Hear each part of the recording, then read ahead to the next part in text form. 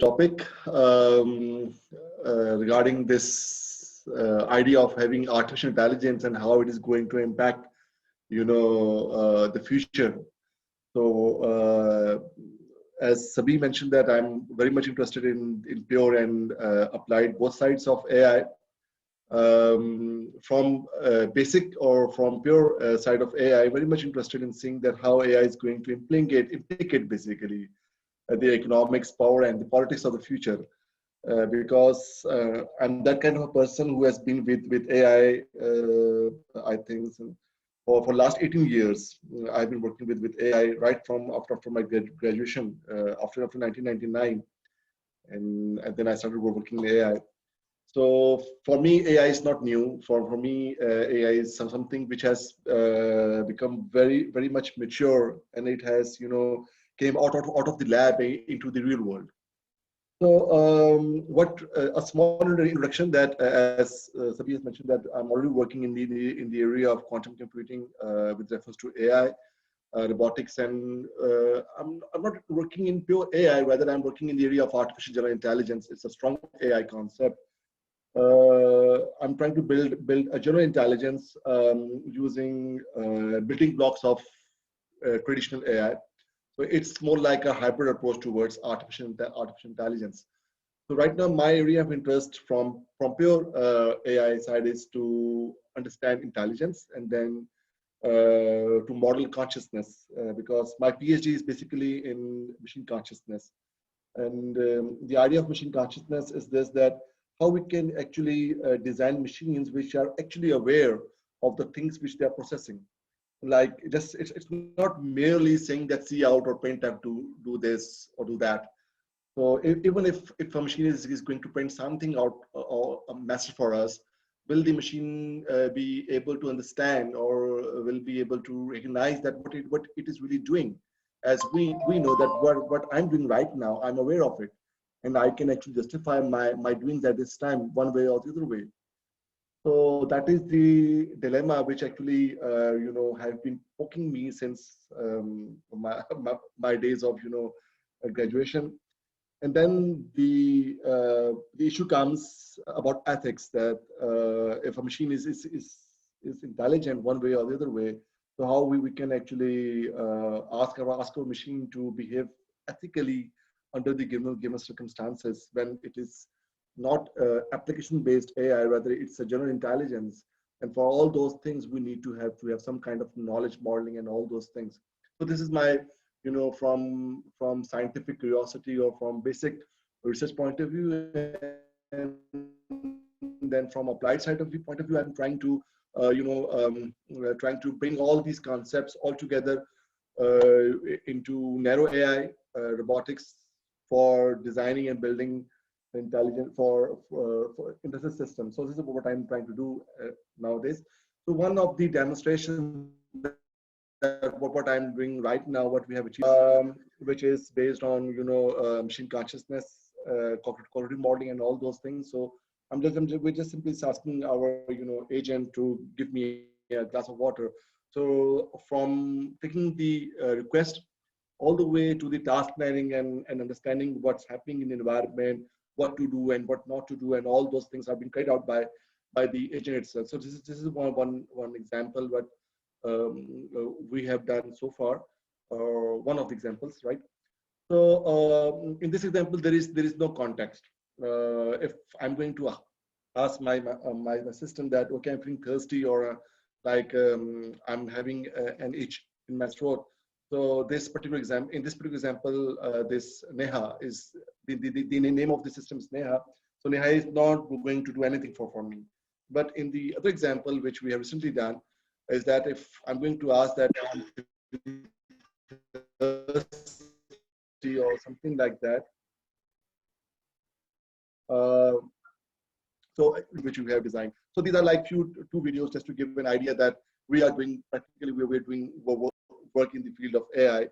So this is what we are doing in my past time. So let's talk about the actual concept or the thing which we are here today, for the future.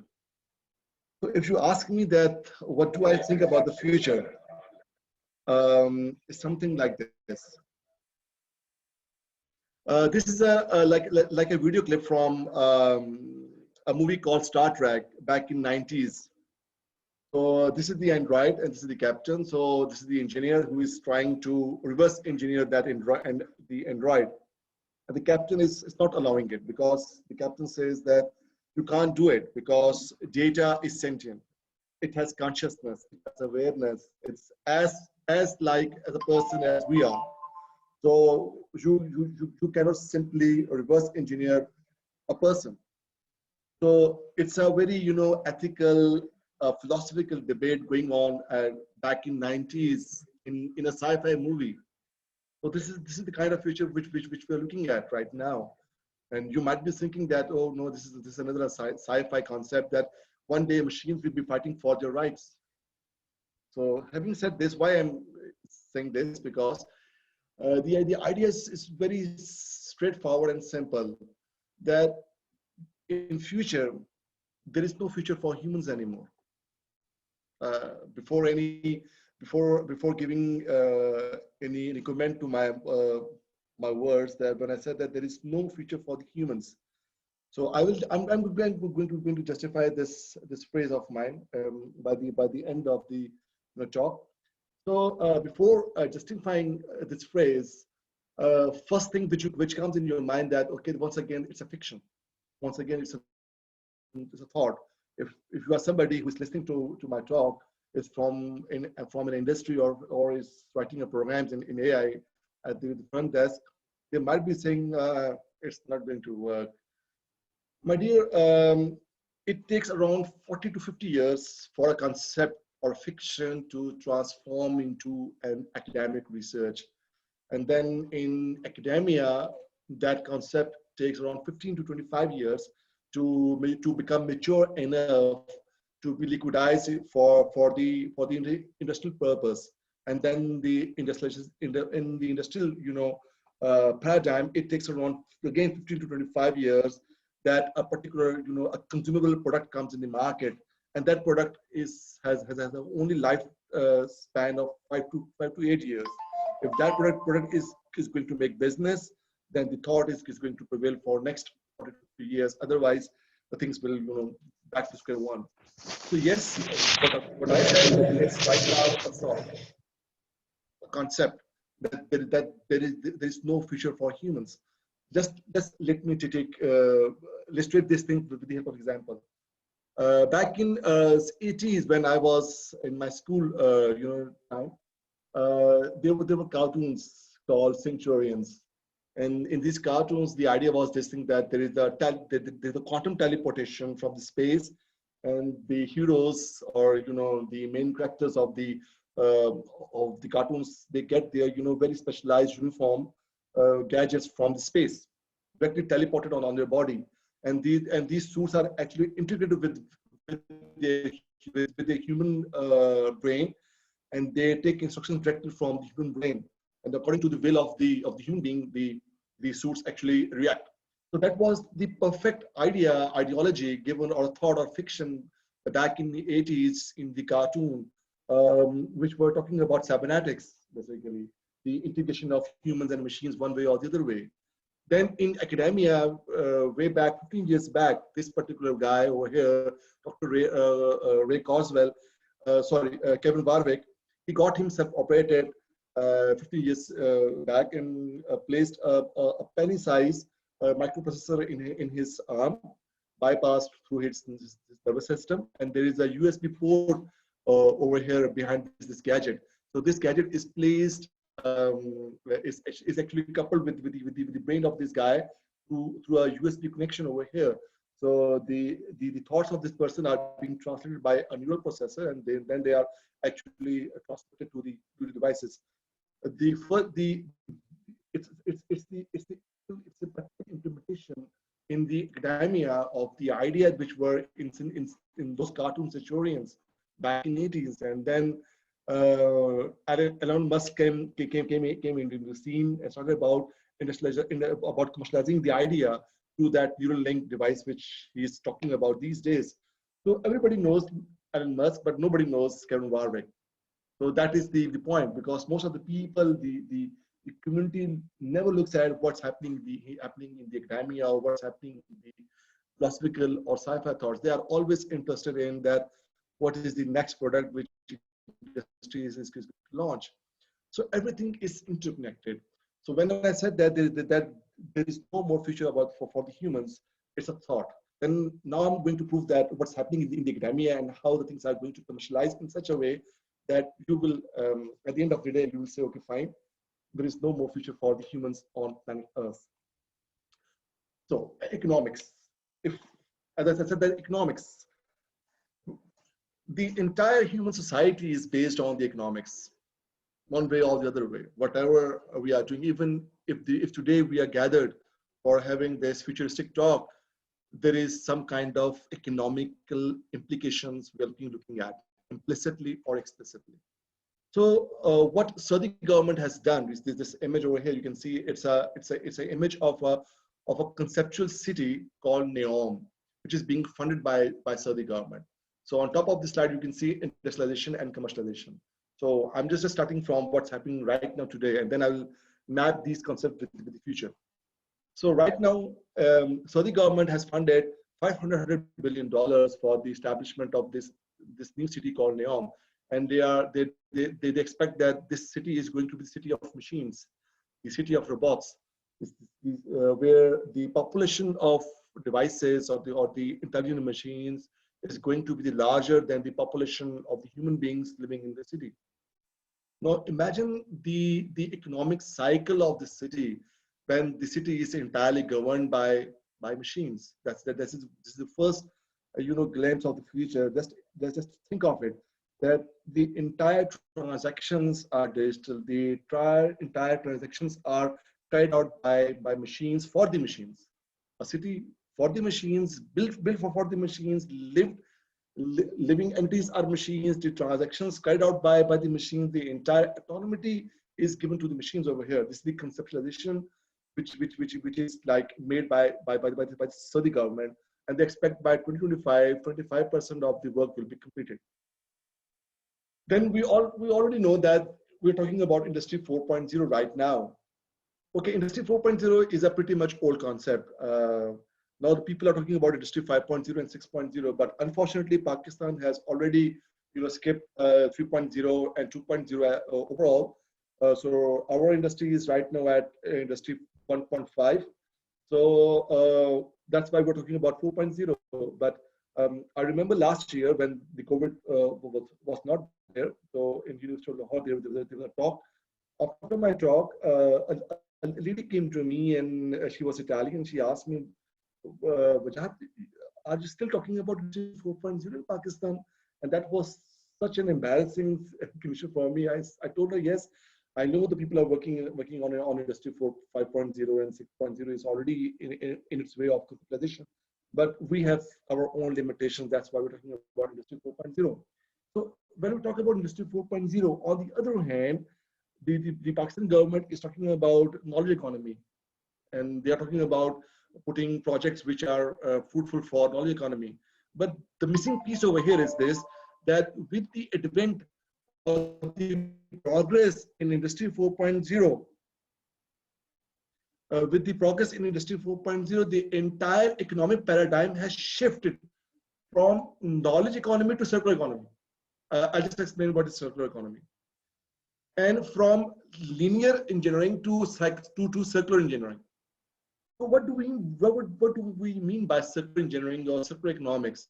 It is an economics in which or the engineering in which we assume that there is zero wastage. There is zero population from your industrial processes.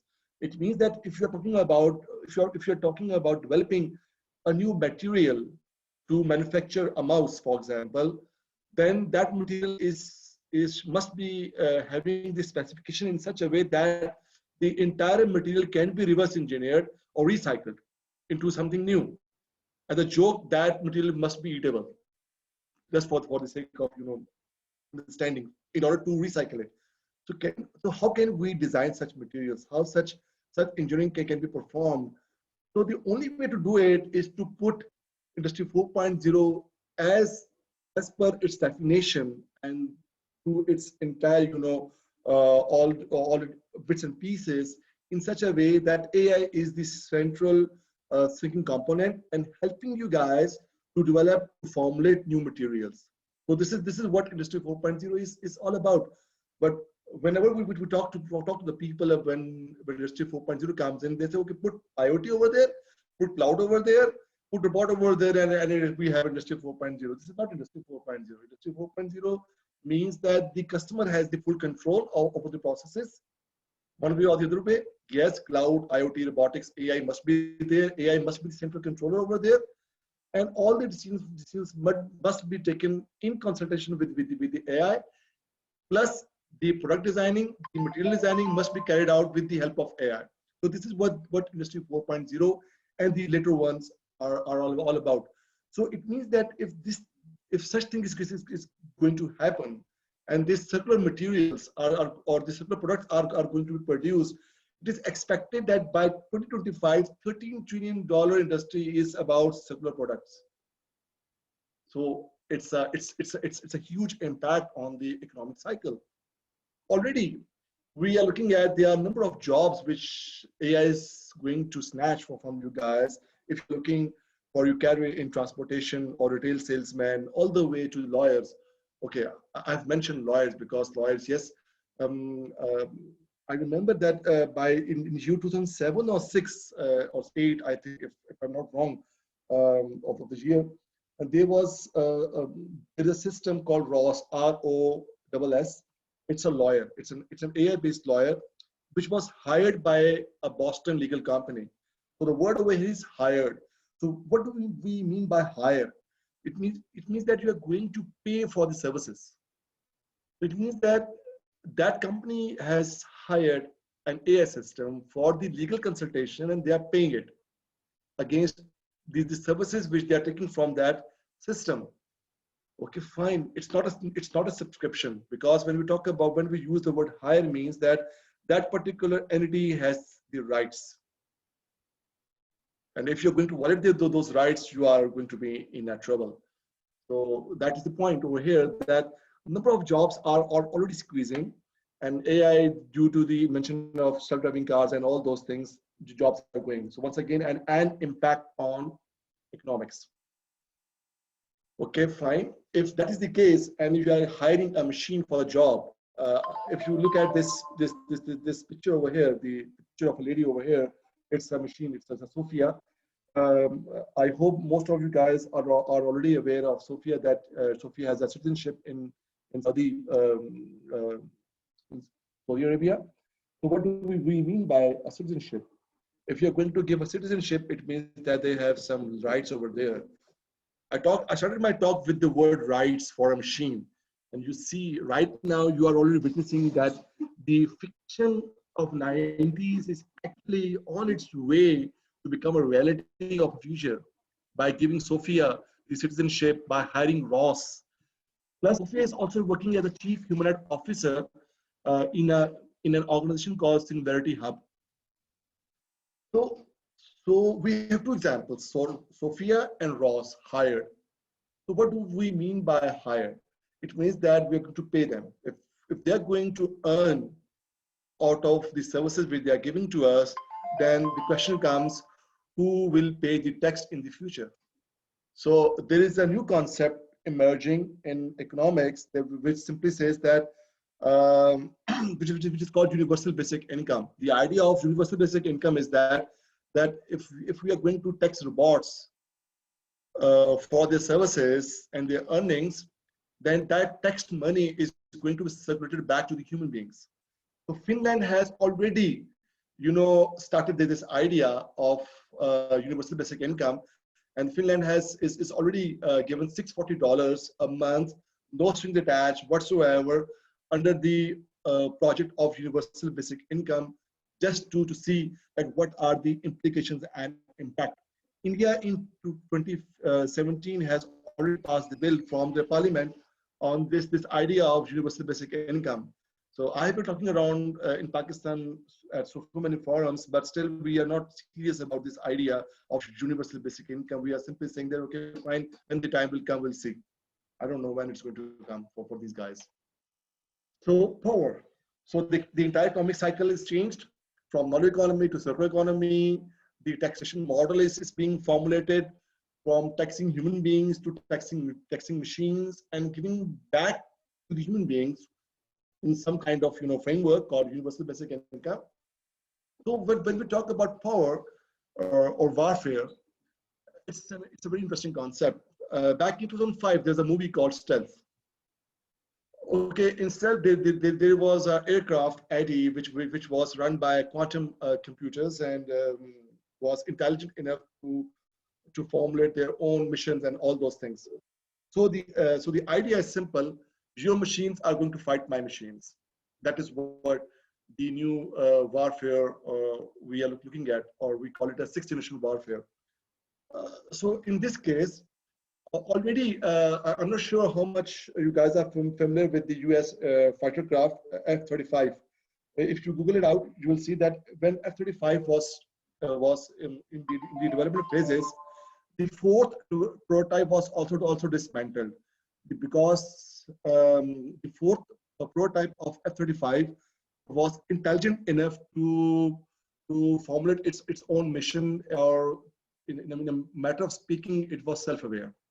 To a certain level. So that's why at that time even the Americans were not ready to have that kind of AI placed over there. So the technology is already on the way where we might see Eddie like thing in the future. But a small version of Eddie is already on its way. Boeing has already launched a loyal wingman, which is entirely based on AI, artificial intelligence. Before explaining what really this project is all about of this loyal wingman, already what US Army did a few years back, they actually converted F-16s into autonomous aircrafts, and the central control was controlled by F-22 Raptor. So the first experiment of loyal wingman based on AI was done in this way. When the proof of concept was passed, then the Boeing started developing loyal wingman drone. So this is the idea of loyal wingman by Boeing, which is already on its way for sixth generation warfare. So the entire air combat capabilities is given to an AI system, and plus it's a software-defined hardware. So what do we mean by software-defined hardware is that if you want to add new sensors into it, or anything, or any new capabilities, just simply download the software patch at runtime. The entire configuration of the aircraft changes on the fly. This is what sixth generation aircrafts are all about. Don't worry, Pakistan PF is already working on its own version of fifth generation and sixth generation aircrafts. And this is the first test of this loyal wingman during its taxi phase. So it means that right now we are at the point in 2020 where we have that idea of AI-based loyal wingman taking over, and it's taxing. Just give 5 more years to this technology and see what's going to happen. Who is going to control the space, and who is going to fight air combats for you? So you can do the maths. So moving on, regarding politics. So this is something which we, or at least we envision that the future Oval Office will look like. That you will be having a robot as a president of United States or some other country, or matter of fact in Pakistan also. That could also be done. You might be thinking, okay, fine, it's a thought, it's fiction, it's a very, very crazy idea. It's not crazy. In academia, already a survey was conducted. And the question was this thing, that AI to become next Australian Prime Minister. And 40% of the Australian people believe that AI should be part of the government processing. And they believe that okay, AI can do better decisions as compared to humans, but humans to make final decisions. Okay, a bit conservative, a bit bot-minded, mix of both things. But it means the point is this: 40% people are like are the potential citizens who might accept AI in next 5 to 6 years in government. Japanese have another idea. What they did in 2018, 2 years back, I think. This is a cutting from you. AI candidate to get thousands of votes for mayor. So they have actually put the idea into place. Okay, fine. AI candidate was never the winner. It only, I think, got 3,000 or 4,000 votes and was in third in the line. So it means that in 2018, a machine or an AI system is combating the humans for the seat of a mayor. So give 5 years, 6 years, or 15 years more to do to this technology. And imagine, you can do the maths, that giving 3,000 votes from a city means that the 3,000 people are actually accepting the idea. Now, the human mayor, if that a human mayor is not going to meet the expectation of the population, then what does this mean? That in next election, this AI system might get 5,000 votes, then maybe 6,000 votes, and finally one day might be possible that AI might be running the office of a mayor. So this is already on the way. It's not fiction or academic research. It's a another proof of concept. So it means that this is a matter of time, 15 years, 10 years, maybe. So is it a hope for us, or it's a future, or it's a fear for us? I'm not sure that how to put it, but I'll just give you a case to a proof of thought. Okay, the question comes that if this is the scenario, that what's going to happen with the humans in the future? So you can pretty much get the idea that if jobs starting from self-driving cars all the way to lawyers, a mayor office is being challenged by an AI system, you can replace a lawyer. We already have automated programming with the help of genetic programming. So we might not be needing programmers anymore in the future. So where do we stand as a human race? If the entire economic cycles are being, circulated and are being, designed based on this thing, that how machines are going to, have impact on the society and all those things. So what is the place for humans in the future? Okay, let me add to this one. Now imagine this thing, that there is a body and there is our intellect or conscious. These two components makes us a human being, something like this. You might have not seen me, or somebody, so few guys, few people away might have seen me in somewhere. Okay, I'm a person who is wearing glasses. So if I take out my glasses, I can't see people who are like at a quite distance from my position. So this is what I am. Technically, I'm a misfit person in this society. But what really happened is, few years back, a technology came called glasses, and I started using or wearing those glasses. And this is me today. An intellect, a body with glasses.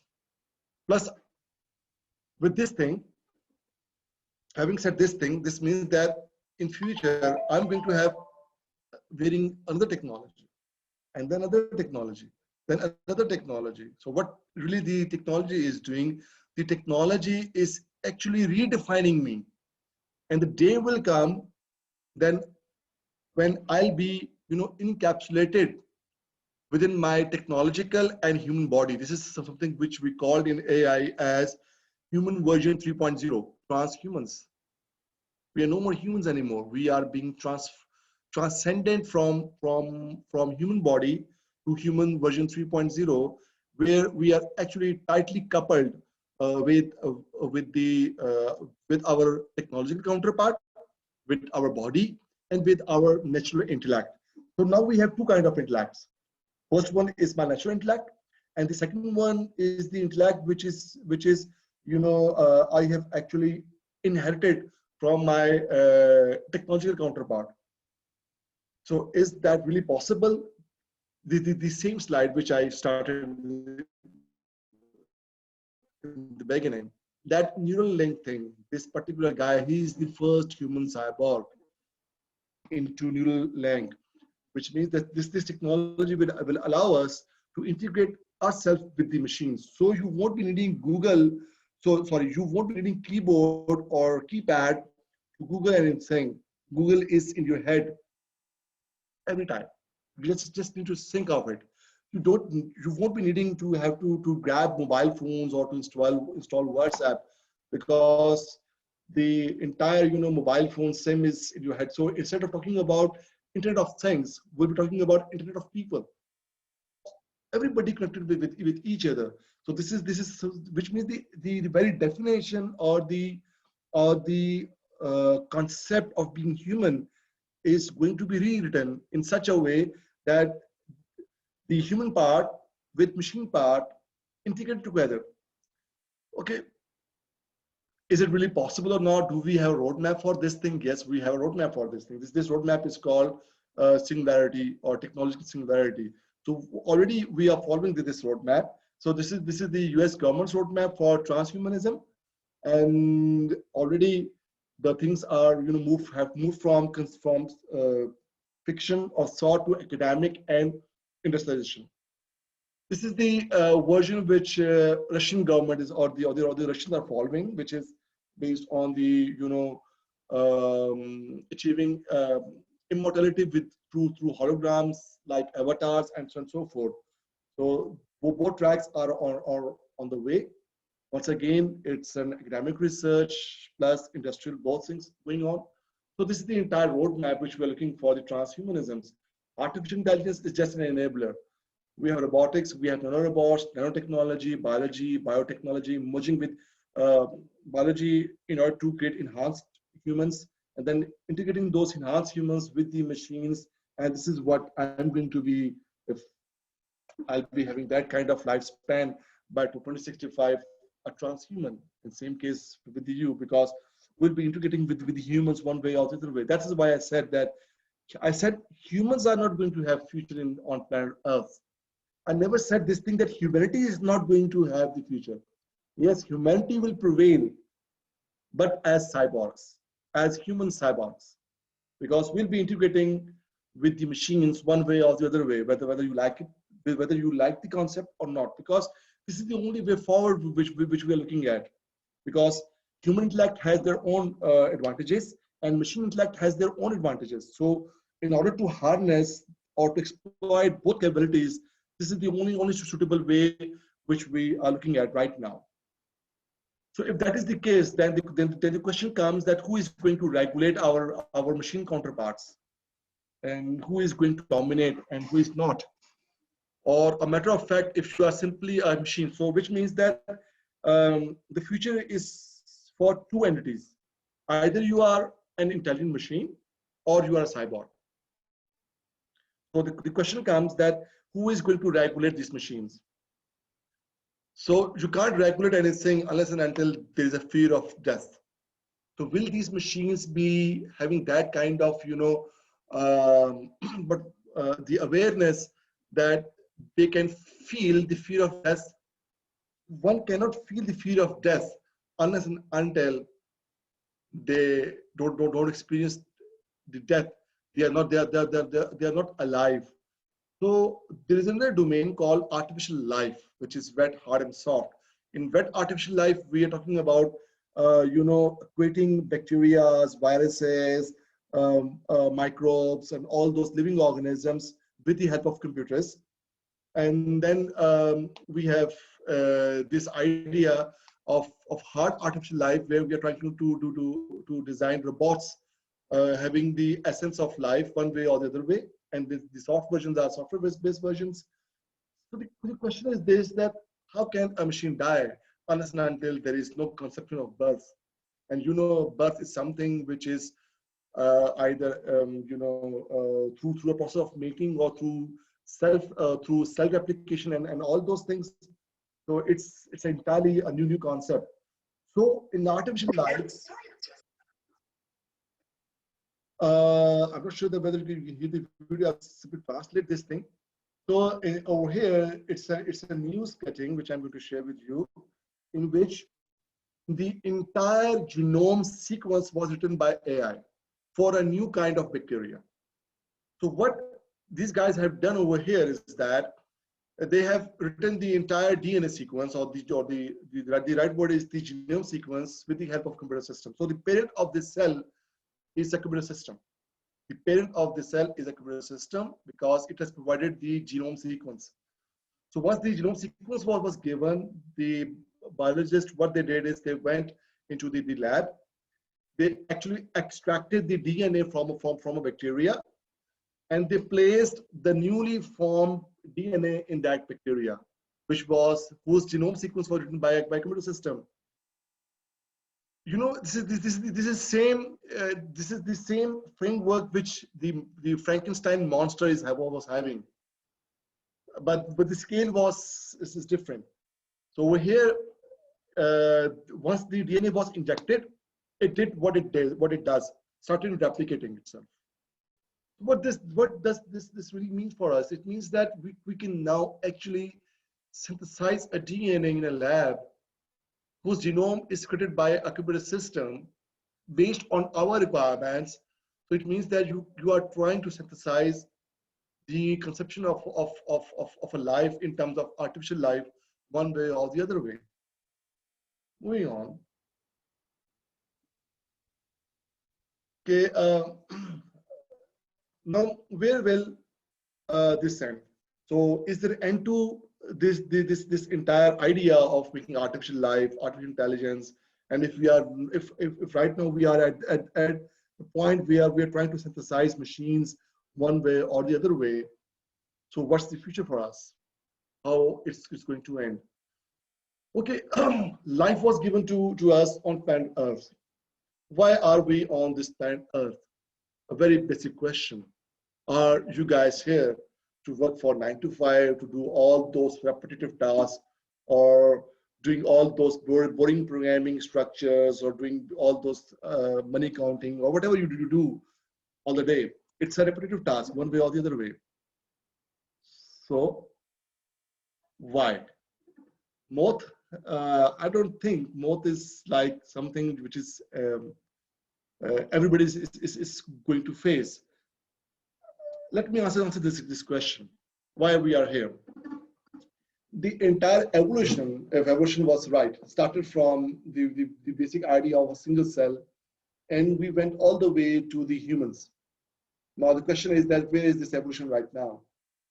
Why the humans are not being evolved to the second level of species or something like that? So the question is that who is going to inherit the planet Earth? So why I'm saying that who is going to inherit the planet Earth? So the reason is this, that we believe that the ultimate goal of human beings is to have an interstellar space travel.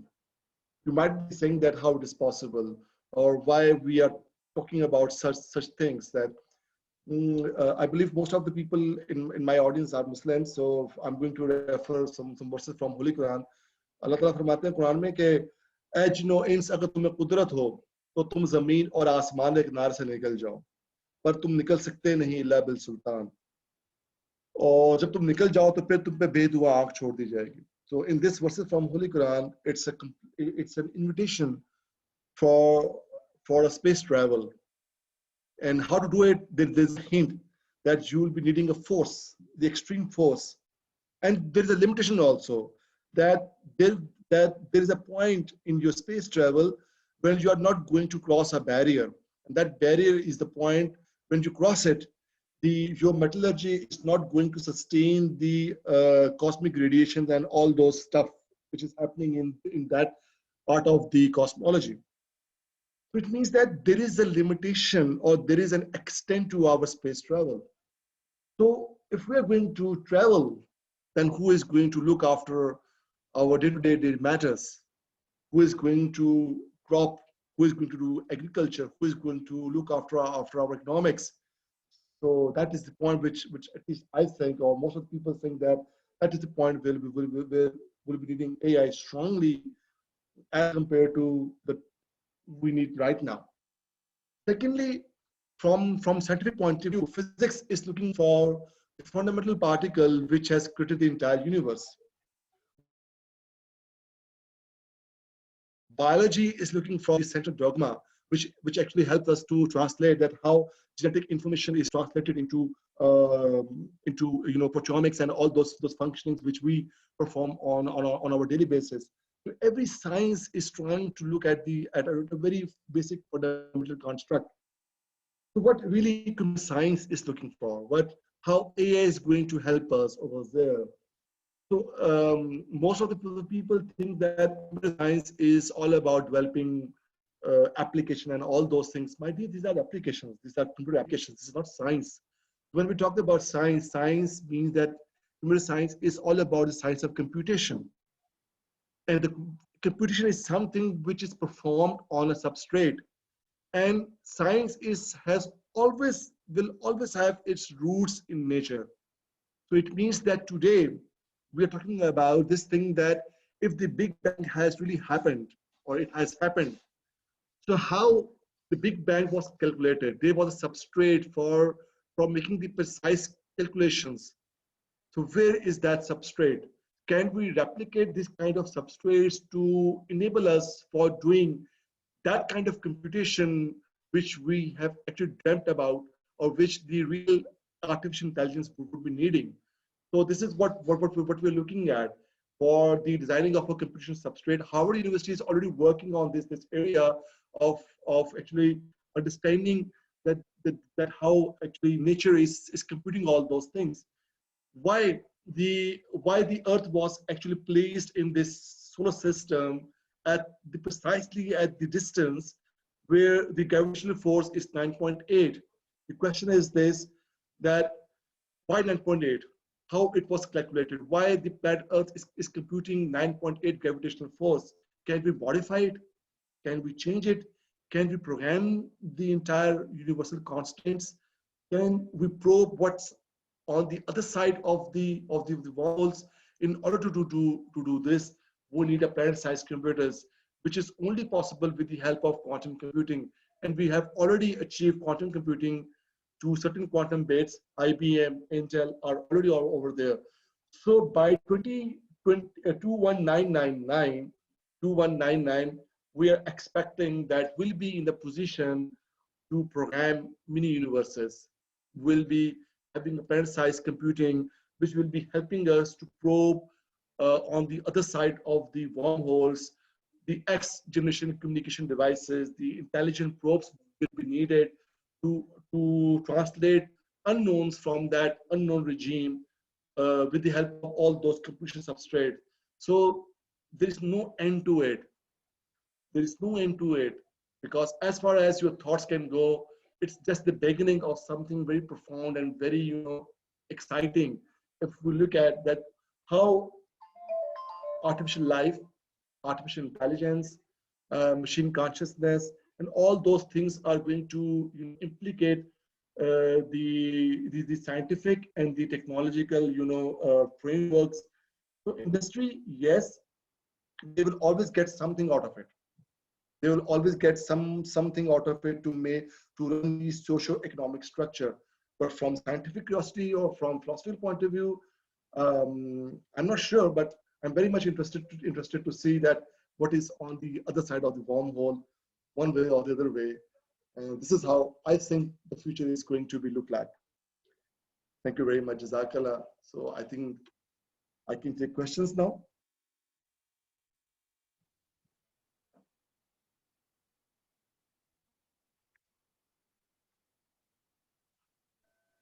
Well, if there is any questions, you can ask in the chat or can directly unmute your mic.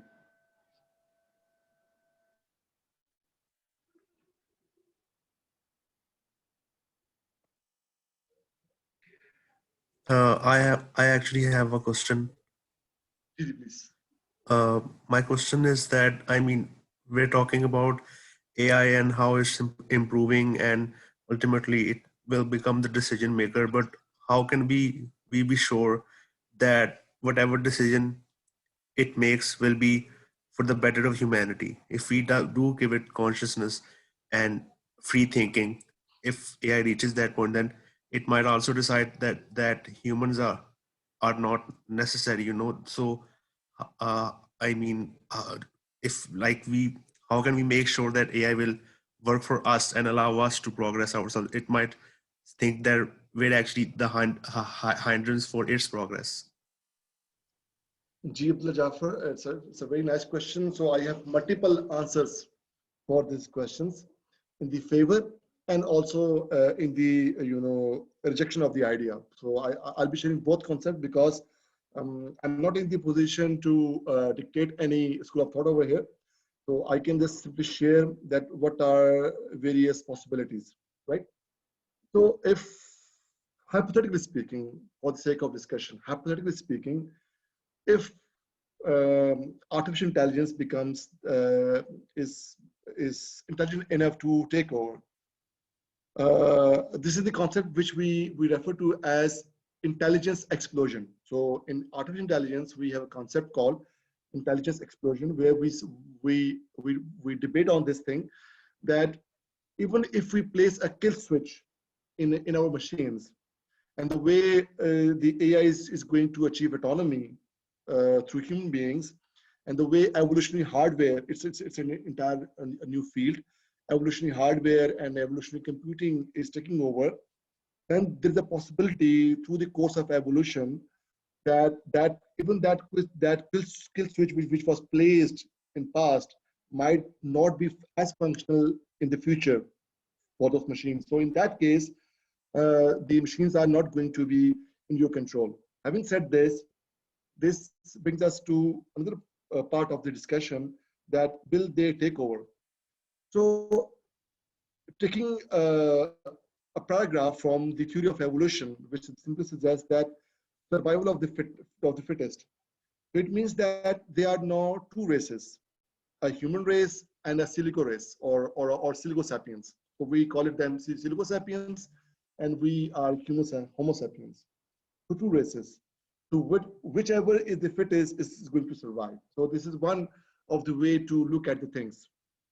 Now there is a counter argument to this philosophy, which is something like this: that humans have a billion of years of experience.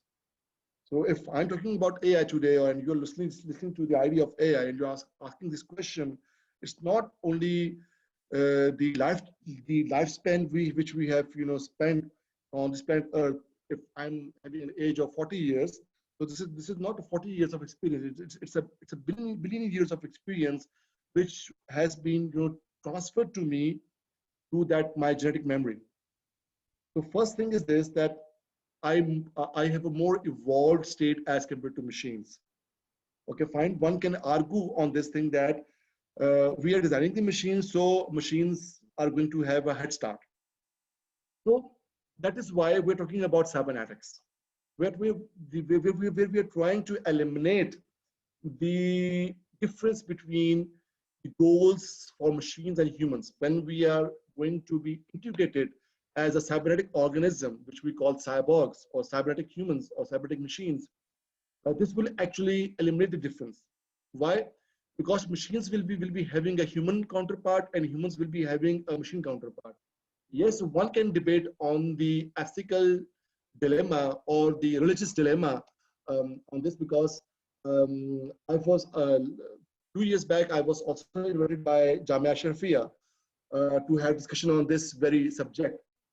So we had a very long discussion on this thing, that that what are the possible implications, and how the Shariat will allow the idea of cybernetics and all those things. So these are under discussion areas. So in what my personal opinion is that machines are not going to be taking over you guys. So there's no, because either we are going to be integrated with them as a cyborg, or number two, we might not be able to achieve that level of intelligence. Why? If I simply ask you to run an experiment in your house, that if you have brothers and sisters, and simply ask them who loves a biryani made by your mother, and who loves like mutton or whatever the second dish, which is again cooked by your mother.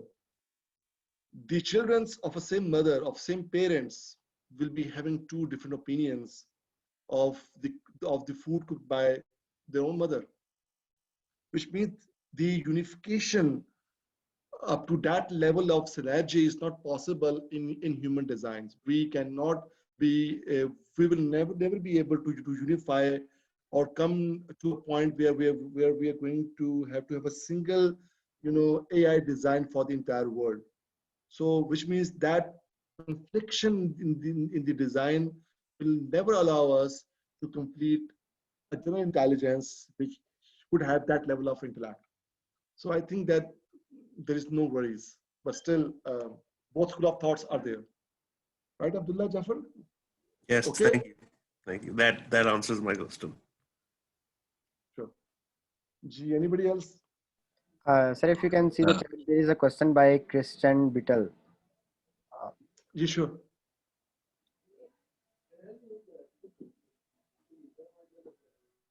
What's the question? Sir, it's there in the chat. He's asking that how chaotic or athopic is to create a cooperative AI, not to fight. Okay, yes, there's a question. I'm impressed about the concept of AI fighting against your AI in business love. How poetic or authoric AI is made to cooperate, not to fight. Okay, once again, it's about machine ethics. Right now, machine ethics is relatively a very new area.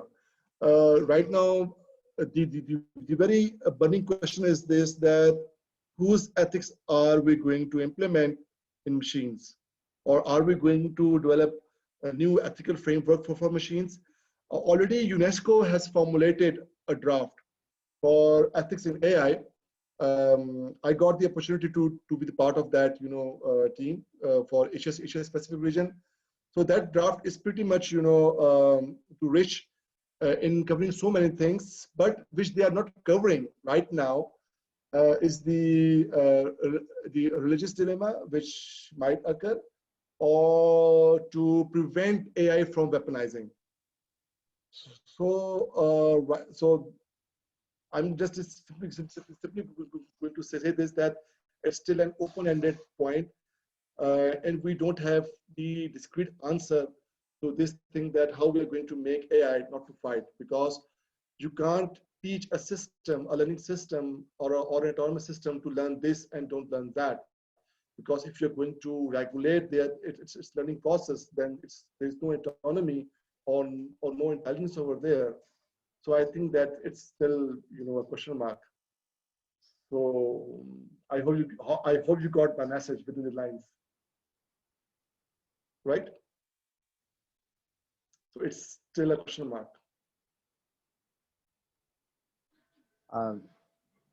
Any other person have any question? Assalamu alaikum. I wanted to ask one thing, that you projected that the human intelligence will be like progressing. You had a projection of time like 2199. What constraints do you think that AI could like do better and achieve the projections, the human intelligence that you just said before that time? Like, what is the main problem that we cannot achieve those goals or those conditions before 2199? Yes, we have already witnessed these kind of constraints. This roadmap was actually formulated by Dr. Ray Kurzweil. He wrote a book in 2005, Singularity is Near. And he actually projected these timelines that by 2045 we'll be having the first glimpse of transhumans or singularity. Now this timeline has already stretched to 2065. I think that the year or the forecasted year is not important over here. I think the most important thing over here is the journey or the milestones which we have actually drafted. Because when we translate one concept into a product, there are so many hiccups or so many ups and downs which we face. Right now, the major bottleneck is your computing power. We all know that we don't have that level of computing power. even taking into account today's cloud computing, cluster computing, all those, big buzzwords with computing, even still they are not cutting it. They are not up to the level where we can actually do AI as we intend to do. So we have another paradigm, which is quantum computing. Still quantum computing, yes, quantum hardware is there. IBM has already developed quantum computing, but still quantum computing is still in its infancy phase. So there are so many buts and ifs, which are actually playing their role to drag our progress, especially in terms of computing power. I think that is the major, problem over here. Second is the integrative engineering. So as we start, putting things together, the architectural design becomes so chaotic that it is like it becomes hard to handle it. So I think these are the two major dilemmas at this time. Thank you very much. My version of it. Okay, I get it. Thank you very much. I think time's up, and so Wajahat, can we have more questions, or I think this should wait? I think we can have one or two questions more. Okay, right. There's one question over here. First of all, presentation, interesting point. Do you think that we will improve human race by bioengineering our bodies to last longer, to have less diseases first, or do you think that we will become a biorobotic race? Okay, I think that bioengineering is once again will take us to that part of biorobotic race. Yes, I think that okay, let's put it something like this, that we already are on that phase. Like if a person is having a open heart surgery, what's really happening is that that person is being, instead of having the real heart, the artificial heart is pumping the blood over there. When you are on ventilator, there is an artificial respiratory system which is actually giving you life, respiratory and all those things. Same case is with your pacemakers. So actually, we are already transforming into biorobotic race. If you take a closer look, yes, we are not realizing it. We are not actually accepting the idea that we are already on that pace. If you look at the thing that we had those wristwatches, and those wristwatches are helping, that wearable devices basically, they are helping us to monitor and to control our health. So now think about these devices as an integrated part. Yes, bioengineering in terms of physical engineering or vet engineering. In both cases, we will transform into something called biorobotic race, one way or the other way, for which we are using the word transhumans or cybernetics. I hope I answered your question.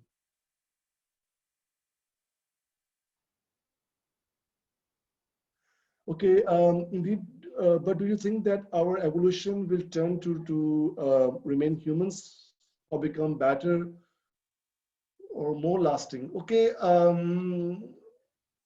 okay, this is an interesting point. Where it was, first of all, better for more lasting, turning into robots, or what? Okay, I think that what you are trying to refer over here is that one way or the other way, will we be able to achieve immortality, something like that, with the word better? I don't think so. Yes, what we can do is that we can improve the quality of life. Yes, that is something which we can do. But if someone is thinking about that, the stretching of this quality of life one way or the other way will lead us to immortality, I don't think so, because there is one, in AI, we call it a mind uploading. Mind uploading is a concept where we think that we can upload our consciousness into machines. And this is not a sci-fi concept. This is a brain-computer interface concept in cybernetics, when we are actually asking our machines to perform task A or perform task B for us, which means that already you are uploading your thoughts into machines. So if somehow you are able to actually map the entire the entire synapse of my brain and upload those synaptic connections or those data points into a 10 billion simulated neurons. So in AGI or in bootstrapping AI, we assume this thing that it's like a mind uploading. So once the mind is uploaded and it's being bootstrapped. So if you ask that machine, who are you? That machine is going to say, I'm Wajahat. If that machine is being modeled on my brain. So the question comes over here, is that Wajahat really that Wajahat which is this Wajahat? So in that case, that Wajahat is going to have its own experiences. So it's a question mark. Will that Wajahat is going to have that kind of awareness about itself, which is I'm going to have at this time? So it's a philosophical debate. So on the basis of this philosophical debate, what we're saying is that maybe not. Okay, okay, fine. And in politics perspective, human intellect and consciousness is so vast. And machine can do what one had input in it. It may be vast and I think cannot match human intellect or conscious. So in problem solving and so on. So yes, okay. You're absolutely right. But the point over here is that I never mentioned this thing, or I never said this thing that humans are, it's a minus human model. I never said this thing. Oh, sorry, I never said this thing, it's a minus human intellect model. I said that it's going to be the merger of human intellect and machine intellect. So human intellect counterpart will always be there. So no worries.